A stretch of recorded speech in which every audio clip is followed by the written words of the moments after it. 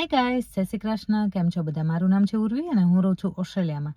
તો ઓસ્ટ્રેલિયામાં એવું હોય કે જે પણ કોઈ લેડી પ્રેગ્નેન્ટ હોય તો એમને બેબી ગર્લ છે કે બોય છે અહીંયા કહી દે. અને એવું નહીં કે અહીંયા મોસ્ટલી એવું પૂછે કે તમારે જાણવું છે કે શું છે કે શું નહીં એમ.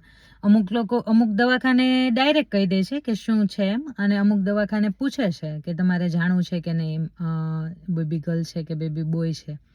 અને આ જે છે 20 વીક સુધીમાં કહી દે છે. અને કોઈને જેવી રીતે ખોડખાપણવાળું હોય કે પછી કંઈ પણ આમ તેમ હોય તો બેબીને એબોર્શન કરાવવું છે કે નહીં એ પણ જે લેડી પ્રેગ્નેન્ટ છે એમને પૂછે છે. જો એમની મંજૂરી ના હોય, ધારો કે બેબીને કંઈ પણ ખોડખાપણવાળું છે અને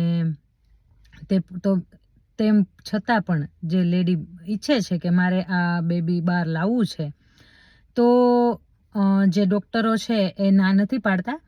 અને અહીંયા જે પણ જે ખોડકાપણવાળા બાળકો હોય છે કે કંઈ પણ જે, તો એમને સરકાર કઈ સુવિધા આપે છે એ હું નેક્સ્ટ વિડીયોમાં કહીશ. પણ અહીંયા જે છે મેં તમને કીધું એ મેડિકલ સિસ્ટમમાં અહીંયા આવું છે. પણ બીજી એક વાત એ છે કે જે બેબી ગર્લ છે કે બોય છે એ કહી દે છે, પણ તમે એબોર્શન ના કરાવી શકો. ઓનલી જે ખોડખાપણવાળું હોય તો જ કરાવી શકો, બાકી તમે ના કરાવી શકો. અને જો તમે ઈચ્છતા ના હોય તો જે એમની કસ્ટડી છે એ સરકાર લઈ લે છે અને એમને એ જ પછી સાચવે છે. પણ જો મમ્મી પપ્પાની ઈચ્છા ના હોય કે અમારે બેબી નથી જોતું તો. બાકી જે છે એ એબોર્શન ના કરવા દે. પણ અહીંયા જે ઓસ્ટ્રેલિયાની વાત કરું છું, બાકી આપણે ઇન્ડિયામાં છે તો અંદરખાને પહેલાં તો પૈસા લઈને જાણતા હોય છે કે બેબી ગર્લ છે કે બેબી બોય છે. અને જો બેબી ગર્લ હોય તો એબોર્શન પણ કરાવે છે, અને આવું ના થવું જોઈએ. આ વિડીયો મેં એટલા માટે જ બનાવ્યો છે કે ઘણા બધા લોકોને એક મને કમેન્ટ હતી કે તમે ત્યાંનું મેડિકલ સિસ્ટમમાં કઈ રીતે છે અમને જણાવો, અને આવું થાય છે કે નહીં તો મને જણાવો. અને ખાસ કરીને બીજો એક વિડીયો મેં એ પણ જોયો હતો જે યુકેમાં શૈલેષભાઈ હિરપરા છે, તમે પણ જોતા હશો શૈલેષ હિરપરાના વિડીયો. અને યુકેમાં એમણે એક વિડીયો થોડા ટાઈમ પહેલાં બનાવ્યો હતો અને એમાં એવું હતું કે જે એબોર્શન ત્યાં કરવા દે છે લગભગ 24 વીક સુધી. અને ત્યાં એવું હોય છે કે બેબી ગર્લ છે કે બોય ત્યાં પણ કહી જ દે છે. પણ જે પણ લોકો એબોર્શન કરાવે છે એ આપણા મોસ્ટલી વધારે ઇન્ડિયન લોકો કરાવે છે, અને એમાં પણ ગુજરાતીઓ. એટલે આ એક શરમજનક વાત કહેવાય કે એજ્યુકેટેડ લોકો છે અને એ પણ વિદેશમાં રહીને આવું કરે છે.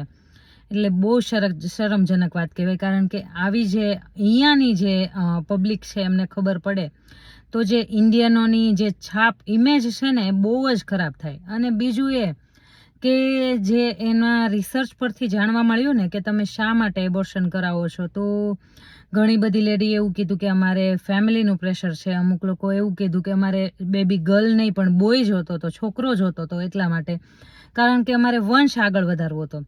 હવે એ જે લેડી છે એ પણ એક છોકરી જ છે અને એમના મમ્મી પપ્પાએ જીવતી રાખી ત્યારે જીવી. અને બીજું એ કે એમને વંશ આગળ વધારવો હોય તો પેલા છોકરીઓ હશે તો વંશ આગળ વધશે ને. એટલે બધા લોકોને છોકરા જોતા હશે અને પછી એવું કહેશે કે મારે વંશ આગળ વધારવો છે, તો કોની સાથે મેરેજ કરશે અને કઈ રીતે વંશ આગળ વધારશે. અને આવું ઘણી જગ્યાએ થાય છે. આપણે ઇન્ડિયામાં ખાસ કરીને 2 છોકરીઓ હોય કે છોકરા માટે ત્રીજી ડિલિવરી કરે, 3 છોકરીઓ થાય તેમ છતાં પણ ડિલિવરી કરે છે. અને આ ખાલી અને ખાલી છોકરા માટે, વંશ આગળ વધારવા માટે. એટલે છોકરા અને છોકરીઓ બંને એક સમાન છે. અને અહીંયા ઓસ્ટ્રેલિયામાં બધી જ જગ્યાએ સમાન છે, પણ ઓસ્ટ્રેલિયામાં આ લોકો ખાસ એવું માને છે કે જે પણ લેડી પ્રેગ્નેન્ટ છે એમને જાણવાનો પૂરેપૂરો અધિકાર છે કે બેબી ગર્લ છે કે બોય છે. પછી એ જાણવું કે ના જાણવું એ એમના પર ડિપેન્ડ છે. એ હા પાડે તો ઠીક છે, ના પાડે તો પણ ઠીક છે. પણ એમને પૂરેપૂરી જાણવાની જે હક આપે છે. પણ એબોર્શન કરાવવાનો હક નથી આપતા, જેવી રીતે આપણે ઇન્ડિયામાં અત્યારે અંદરખાને કરે છે એ રીતે. અને આવું જે અહીંયા ઓસ્ટ્રેલિયામાં જે સિસ્ટમ છે એવી ત્યાં ઇન્ડિયામાં આવવી જોઈએ કે નહીં, કમેન્ટમાં જરૂર જણાવજો. અને સારું, ચલો મળીએ પાછા નવા વિડીયોમાં નવી ઇન્ફોર્મેશન સાથે. બાય, જય શ્રી કૃષ્ણ.